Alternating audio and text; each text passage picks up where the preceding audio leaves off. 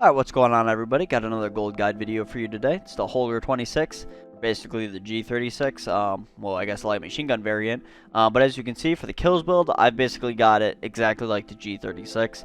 So basically, it's like using an assault rifle instead of a light machine gun, which is amazing to get golden, because you didn't feel like you're lugging around a big, heavy light machine gun.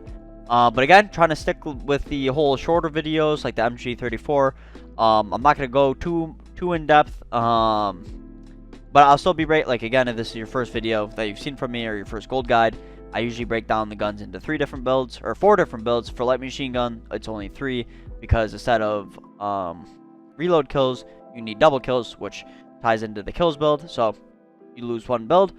And then after that, I go into how to use the Longshot build playstyle, just so you guys know exactly how to use it to its fullest potential. And then I go into the camo requirement part of the video, which I go over all the camos, what you need to do to unlock them all, the best maps to play on, the game modes that are best on those maps, what variation of the game mode you want to play, hardcore, core. Spoiler, it's gonna be hardcore. It's always gonna be hardcore, basically. And any other tips that I picked up along my way to getting Damascus and gold for every gun. But trying to keep this short, I'm going to jump into the first build, which will be the kills build. Alright, so here we are with the kills build. As you can see, super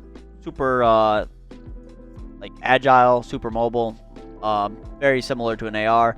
For the optic, you guys want to, I don't know what I'm saying right now. Use whatever optic you guys are most comfortable with. For me, I like the GI Mini Reflex. For the barrel, you're going to use the XRK Ultralight. This is going to increase your ADS speed, with basically no cons. Bullet velocity doesn't matter. But the Spitfire is going to reduce your recoil. So that's why I'm using the Ultralight instead of the Spitfire.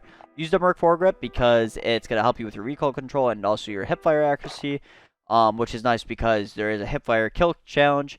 So although there is a specific hipfire build, it'll help you pick up extra hipfire kills. You want to use 30-round mags, just so you're losing some of that weight of the light machine gun. That way you're keeping it more like an AR.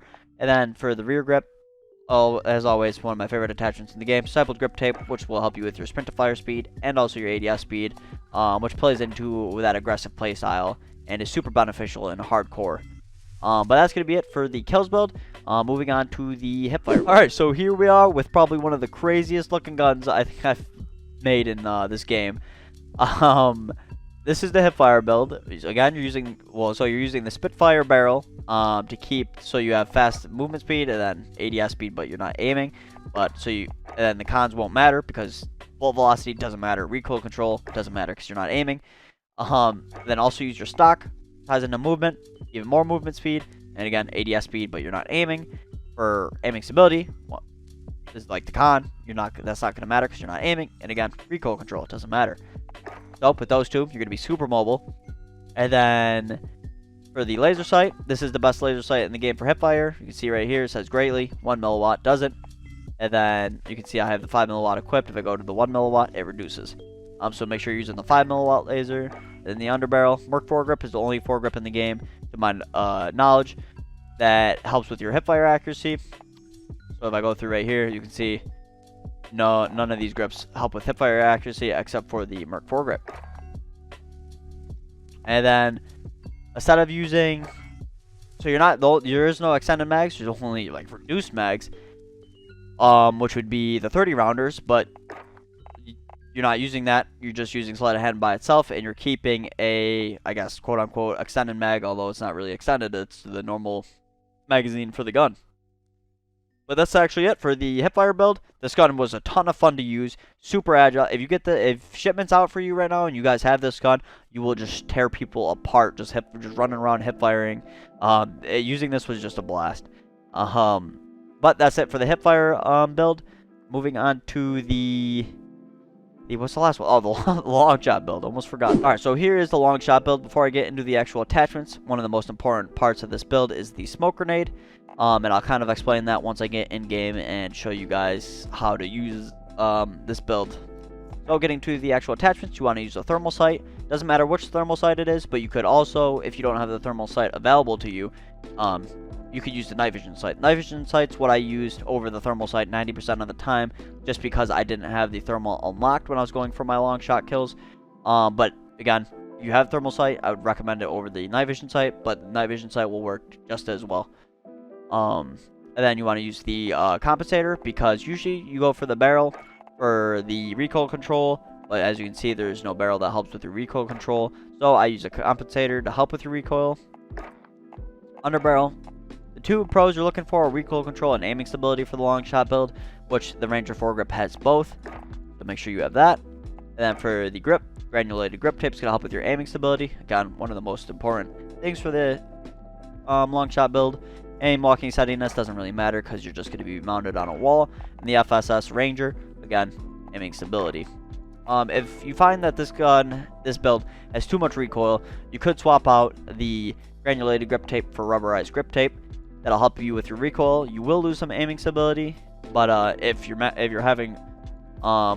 struggling with your recoil management, then you could just swap that out. But that's actually it for the gun itself. Now I'm going to hop in game and I will show you exactly how to use this build.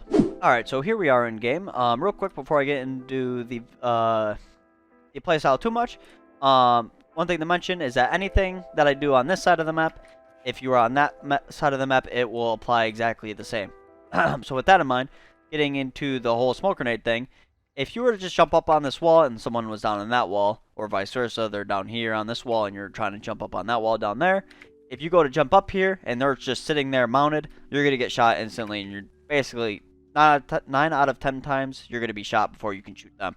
So that's why you have the smoke grenade. So what you want to do is chuck the smoke grenade up over the wall, give it a second to let it puff up in the lane, mount your gun.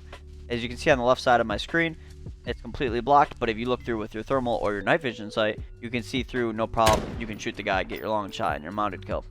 If you kill somebody on this wall right here, that is a long shot. If you kill them on this wall right here, which is a common spot for them to spawn, if your teammates are on the left and right lane, they'll spawn there. That's also a long shot. If they peek this corner right here, which is right here on this side, those two kills are also long shots. And then any distance basically between that wall and that grass strip right there will be a long shot. That grass strip is basically where it turns from a long shot to not a long shot. On this side, it goes from that, basically it's halfway between this box and this wall, so it's like somewhere right there is where it's going to change from long shots. So if you're on that side, you just want to kill them before they get too close. Now on that side, there's that wall right there. On this side, there isn't like that little side wall over here, but this wall is basically the same exact thing. So if you kill them when they're right here in front of this wall spawning, then that will also be a long shot. Now I mentioned when I was breaking down the attachments for the gun that you wanted to go for recoil control and aiming stability. Now, as you can see, when I spray at this wall, it's a light machine gun still. Don't forget that it's not an assault rifle, so it's gonna have more recoil than a assault rifle. So if I just give it a little spray, it's still way more manageable than something like the M91 or the MG34. It's not as little as the assault rifles, but it's not bad. So again, if you wanted to swap out that grip for more recoil control, you could do that, but I like the aiming stability because, as you can see right here, both my hands are off my mouse and keyboard. I'm not touching my mouse at all. You can see how steady that is. It's hardly moving at all, if it even is moving whatsoever. That's important because it's going to allow you to win aim fights. If someone jumps up on the side there and then they peek, you want to make sure you're as accurate as possible so you can just quickly flick to them and kill them before they kill you. And it also helps you win fights over your teammates, because you might have a couple teammates up here trying to take the same kills that you're trying to get. So if you're more accurate than them, you're giving yourself a better shot at netting those kills. But this is how I got all my guns. This is how I got Damascus for all my long shot kills and all my mounted kills. When I was going for Damascus, I didn't have shipment available to me. I mean, I did for these new guns. But I didn't, for 90% of the guns, I didn't have shipment, rust, anything like that. So I had to do everything on shoot house. And this was the fastest, most efficient way that I could. And even with the new guns, like the Holger, I did on this map. With the Grau, the Striker, any of the new guns, I do them on shoot house this exact same way to this day. So it's my preferred way to do it. If you guys aren't doing it like this, I would highly recommend you try it out. But that's actually going to be it for the playstyle and the build itself. Now I'm going to hop into the camo requirement part of the video, where I'll break down each camo category, what you need to do to get all the camos in that category, the best maps to play on, the best game modes on that map, the variation, whether it's hardcore or core, and then any other tips and tricks that I've picked up along my way to getting Damascus and gold for every gun. So I will cut to that right now. Alright, so now we're on the camo requirement part of the video. So I'm just going to bring up all the different categories for the camos in the game, and I'll tell you exactly what you need to do to get all the camos within that category, what map is the best to get those challenges done on, whether to play hardcore or core on that map, and then what weapon build specifically from the video to use to get this done as quickly and easily as possible. So starting with the first one, you have spray paint. You need to get 525 kills. You want to play shipment, hardcore shipment specifically, and then you want to use the kills build. For woodland, you have to get 75 headshots, again, hardcore shipment, and then use the kills build. For digital, you need 65 crouching kills, hardcore shipment, and then kills build as well. And then for the dragon category, you need to get 45 hipfire kills. So you want to play shipment, hardcore, again, just like for all of these categories. Well, except for splinter, but we're not there yet. You want to use the hipfire build because you need to get hipfire kills. But yeah, that's it. For splinter is where it's got to change up a little bit. You need to get 45 long shots, and you want to do this on shoe house. Of course, you can do it on whatever map you feel is best or whatever you have available to you, because you won't always have shoe house 24/7 available to you. So if you have shoe house, use that or play on that. You want to do it on hardcore, and then you want to use that long shot build. And then for the topo camo category, you need to get 45 mounted kills. What I would do personally was I'd wait for topo to unlock before I worked on splinter. That way I could get the 2 done. Because if you follow my method to getting long shot kills from this specific video, you have to have your gun. Well, you don't have to, but I mount my gun. So I'm getting a mounted kill and a long shot kill at the same time, and you can see that both categories you need to get 45 kills total for each one. So you'll knock out 2 challenges by just trying to complete one. Which is super nice. So although for the topo I say shipment, you could wait, and then you could just play on shoe house and get both topo and splinter at the same time. And then of course you want to play hardcore, and then depending on whatever method you're doing, whether you're trying to play on shipment, use kills build, or if you're doing it with splinter to get along with the long shots, then use the long shot build. For tiger, you need to get 180 max attachment kills. Again, hardcore shipment, and you want to use the kills build. Although the build doesn't necessarily matter, kills build will be the easiest on shipment. But all 3 builds in this video all have 5 attachments, so no matter what build you're using, if you get a kill with it, you're going to be getting a kill towards tiger. Then you have stripes, which you need to get 30 double kills, which is so much easier. Well, I guess now it's not like crazy, but like when this game first came out, the reload kills were the worst thing in the world. You had such a small window to get a reload. They gave you like no time at all to reload your gun. But reload kills now aren't that bad. But for light machine guns, you don't even need to get reload kills. They swapped that out for double kills, which is amazing. So all you need to do is play shipment hardcore, and you'll get double kills, no problem, using that kills build. Then for reptile, you need 75 kills with no attachments. Again, hardcore shipment. And then for the weapon build, there's no weapon build because you need to use a bare bones gun. So yeah. And then for skulls, just like anything else, you need 3 kill streaks, 25 of them to be exact. Play on shipment, hardcore, and use kills build. Now, if you guys are getting slapped around or you're just getting unlucky on shipment, you could definitely play other maps. Or what I would do was, if I had trouble on shipment, I would go into ground war, and then it's extremely easy to get 3 kill streaks in ground war just because the maps are so big. You can be in so many different spots, and there's so many people that you'll run into them. You'll run into people basically anywhere on the map. So if you're getting smacked around on shipment, go into ground war, and you should be able to get it done, no problem in there as well. But that's actually going to be it for this part of the video and for the video in general. If you guys did enjoy it, please like the video. And if you didn't like the video, there's a button down there for that as well.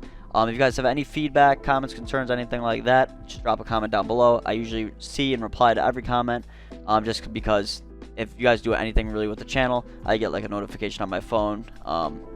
I try to get back to everybody, and I usually I think I do a pretty good job with that.